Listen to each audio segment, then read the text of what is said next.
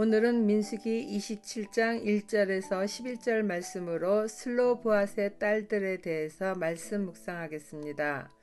첫 번째 단락, 슬로보앗의 딸들이 기업을 요청하는 것에 대해서 보겠습니다. 요셉의 아들 므낫세 종족들에게 므낫세의 현손 마길의 증손 길르앗의 손자 헤벨의 아들 슬로보앗의 딸들이 찾아왔으니 그의 딸들의 이름은 밀라와 노아와 호글라와 밀가와 디르사라. 그들이 해막문에서 모세와 제사장 엘르아살과 지휘관들과 온 회중 앞에 서서 이르되 우리 아버지가 광야에서 죽었으나 여호와를 거슬러 모인 고라의 무리에 들지 아니하고 자기 죄로 죽었고 아들이 없나이다. 어찌하여 아들이 없다고 우리 아버지의 이름이 그의 종족 중에서 삭제되리이까. 우리 아버지의 형제 중에서 우리에게 기업을 주소서 하매 모세가 그 사연을 여호와께 아뢰니라. 이스라엘 백성은 여리고가 보이는 모압 평지에서 가나안 입성을 앞두고 출애굽 2세대 중 전투에 참여할 수 있는 20세 이상의 남자 수를 계수한 뒤에 그 수에 따라서 가나안 땅을 분배하라는 여호와의 말씀을 따릅니다. 이때 요셉의 장자 므낫세 지파 중에 슬로보앗의 딸들이 아버지의 대를 이을 아들이 없자 딸들인 자신들에게도 기업을 분배해 줄 것을 요구합니다. 그 딸들의 이름은 밀라와 노아와 호글라와 밀가와 디르사입니다. 이들은 아버지 슬로보앗의 이름이 끊기지 않고 그 지파와 기업이 계속 존속되기 원하여 해막으로 찾아와 요청하는 것입니다. 다음과 같이 쉬운 성경으로 읽으면 슬로보앗의 딸들로부터 7대 족보를 더 자세하게 이해할 수 있습니다. 쉬운 성경 민수기 27장 1절 보겠습니다. 슬로보앗은 헤벨의 아들입니다. 헤벨은 길르앗의 아들입니다. 길르앗은 마길의 아들입니다. 마길은 므낫세의 아들입니다. 슬로보앗의 딸들은 요셉의 아들 므낫세의 집안 사람입니다. 슬로보앗의 딸들의 이름은 밀라와 노아와 호글라와 밀가와 디르사입니다. 딸들이지만은 요셉의 7대 손에 속하는 슬로보앗의 딸들은 아버지 슬로보앗이 광야에서 죽었으나 고라의 반역에 참여한 탓에 죽은 것이 아니라 모든 인간이 자신의 죄로 인해 사망하듯 아버지 슬로보앗도 자신의 죄로 죽은 것을 피력합니다. 슬로보앗의 딸들은 모든 인간은 죄인이며 죄로 인해 사망케 되는 바른 인간관을 가지고 있었고 그녀들은 자신들의 요구가 정당하다는 것을 알기에 해막문에 모여있는 모세와 제사장 엘르아살과 지휘관들과 온 회중 앞에 서서 당당하게 자신들에게도 기업을 상속해 줄 것을 요구한 것입니다. 아버지에게 아들이 없다고 아버지의 이름이 종족 가운데서 사라지지 않기 위한 그런 요구죠. 그녀들은 아버지의 친척들에게 기업을 분배해 줄 때 자신들에게도 기업을 분배해 달라는 것입니다. 민수기 27장 4절로 보면 더 자세하게 알 수 있죠. 어찌하여 우리 아버지에게 아들이 없다고 해서 그 이름이 집안에서 없어져 버릴 수가 있습니까? 우리 아버지의 친척들에게 재산을 주실 때 우리에게도 재산을 주십시오.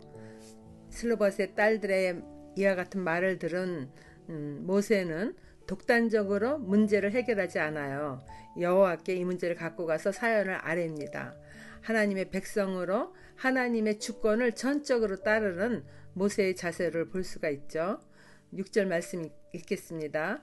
여호와께서 모세에게 말씀하여 이르시되 슬로보앗 딸들의 말이 옳으니 너는 반드시 그들의 아버지의 형제 중에서 그들에게 기업을 주어 받게 하되 그들의 아버지의 기업을 그들에게 돌릴지니라. 하나님의 주권과 지혜를 신뢰하는 모세에게 하나님은 슬로보앗의 딸들의 말이 옳다고 인정해 주십니다. 그리고 은혜로운 새 상속법을 세워주십니다. 그리고 후에 상속받은 슬로보앗의 딸들이 다른 지파 남자들에게 시집을 가게 되면 그 땅의 소유의 문제가 또 복잡해지잖아요.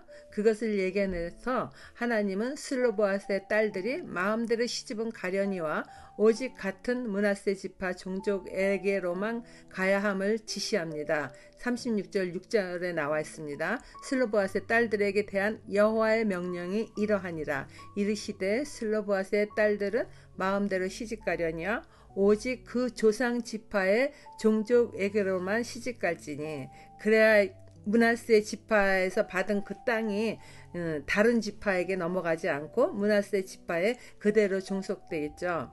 이와 같은 하나님의 새로운 상속법에서 출애굽 당시 대부분의 근동 지방에서는 남성 이주의 법을 이렇게 실행하고 있었잖아요.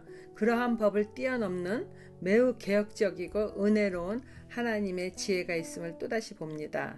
적용 질문입니다. 이스라엘 백성은 회막을 완성한 뒤로는 회막 중심으로 생활하였습니다.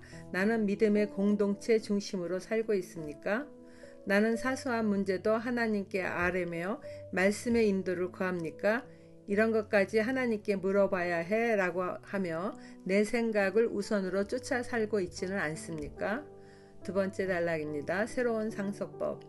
너는 이스라엘 자손에게 말하여 이르기를 사람이 죽고 아들이 없으면 그의 기업을 그의 딸에게 돌릴 것이요 딸도 없으면 그의 기업을 그의 형제에게 줄 것이요 형제도 없으면 그의 기업을 그의 아버지의 형제에게 줄 것이요 그의 아버지의 형제도 없으면 그의 기업을 가장 가까운 친족에게 주어 받게 할지니라 하고, 나 여호와가 너 모세에게 명령한 대로 이스라엘 자손에게 판결의 규례가 되게 할지니라.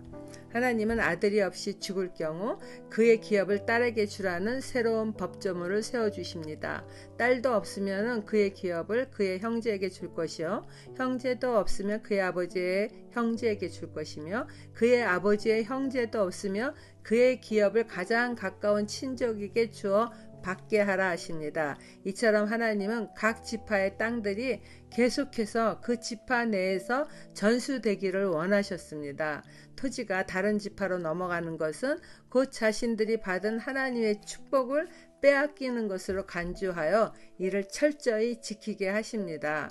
우리들도 하나님으로부터 받은 영육 간의 은혜를 자손 대대로 물려주기를 누구나 원할 것입니다. 이것은 다른 사람에게 나누는 삶을 살지 말라는 말은 아니에요. 자녀들을 세상에게 빼앗기지 않고 하나님 나라에서 떨어져 나가는 일이 없도록 그렇게 하나님의 은혜를 계속해서 물려주며 그렇게 경계하는 삶을 살라는 말씀이죠. 적용 질문입니다. 나는 자녀들에게 어떤 것을 물려주고 있나요? 육신의 자녀나 영의 자녀에게 하나님의 풍성한 은혜를 물려주는 삶을 살아가고 있나요? 기도하겠습니다. 하나님 아버지, 슬로보앗의 딸들에게서 은혜의 하나님을 의심치 않고 믿음으로 자신들의 요구를 당당히 구하는 모습을 봅니다. 저 또한 때를 따라 돕는 주의 은혜를 얻기 위하여 은혜의 보좌 앞에 담대히 나아가는 믿음의 삶을 살며 그 은혜를 영육간의 자녀들에게 흘려보내는 인생이 되기를 예수님 이름으로 기도드립니다. 아멘.